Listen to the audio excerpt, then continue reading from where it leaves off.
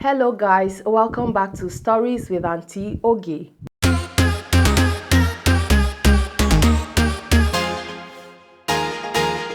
Today our story is about why the kite bird hovers or flies over bush fires.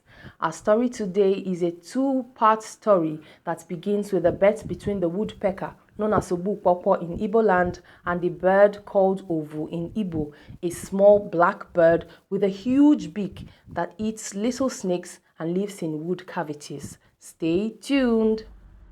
Once upon a time in the land of the birds, the woodpecker called Obupopo and another bird called Ovu got into a huge and heated argument about who could go longer without eating food. They both bragged about their fasting capabilities and how they were stronger and braver than the other when it came to resisting and abstaining from food. The sparrow, known as Nja in Igbo language, tried to get them to stop to no avail. He eventually became their witness as they set up a bet for 3 months to see who would survive without food after that amount of time had passed. They both went to their respective homes, which are known to be hollow wood cavities, and stayed in without coming out to hunt for food. The woodpecker, however, was not a hunter, but rather drilled and drummed on trees with its beak and extracted insects and worms from deep within the tree for its food.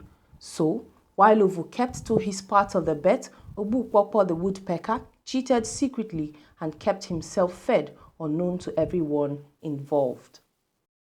After the stipulated 3 months had ended, Nja the sparrow went and knocked on Obupopo's door and found him alive and well. Unfortunately, Ovu didn't make it and had long passed on. His bones were all that was left of him. Nja the sparrow felt so much sadness for his friend Ovu and decided to eulogize him by making his bone into a flute and singing this song.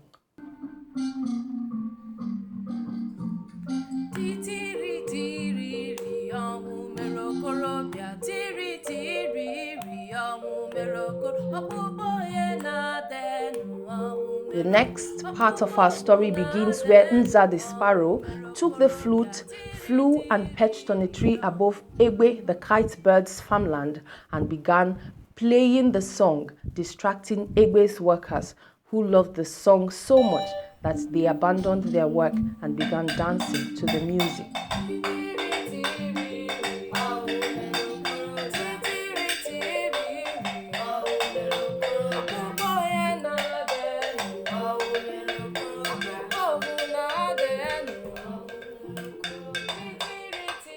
This angered Egbe the kite so much that he chased Nza the sparrow and caught him. He seized the flute, took it home to his mother, and gave her stern warnings not to give the flute to Nza the sparrow. Egbe's mother didn't seem to know who that was, so Egbe told his mother not to give the flute to anyone with teeny tiny legs. He said this because sparrows are tiny birds with tiny legs. Unbeknownst to the both of them, Nza overheard everything they had just discussed. Nza the sparrow then went and got mud, which he molded and plastered on his legs to make it look big. He then went to the kite's home when Egbe wasn't there and told Egbe's mother that Egbe had asked him to come collect the flute. Egbe's mother took one look at his legs and gave him the flute as she resolved that his legs weren't tiny. On coming out of the house, Nza stomped hard on the ground, causing the mud on his legs to fall off.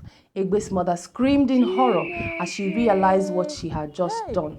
Before she could, however, do anything about it, Nza flew away immediately.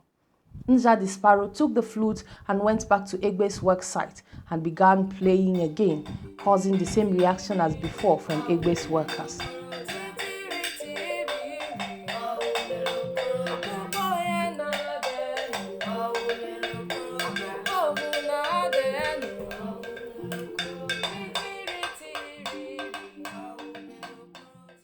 Egbe, on seeing this, got extremely angry again and chased Nza to no avail.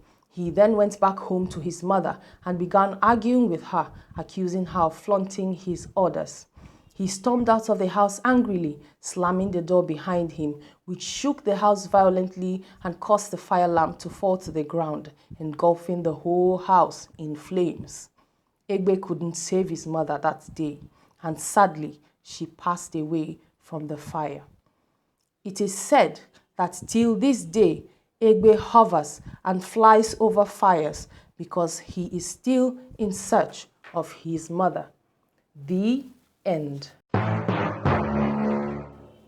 Morals of the story. First, betting is bad as it always has a losing party and therefore isn't advisable. Second, pride does go before a fall, so let's be cautious of pride. Thirdly, anger is very dangerous and destructive. Let's avoid it at all costs.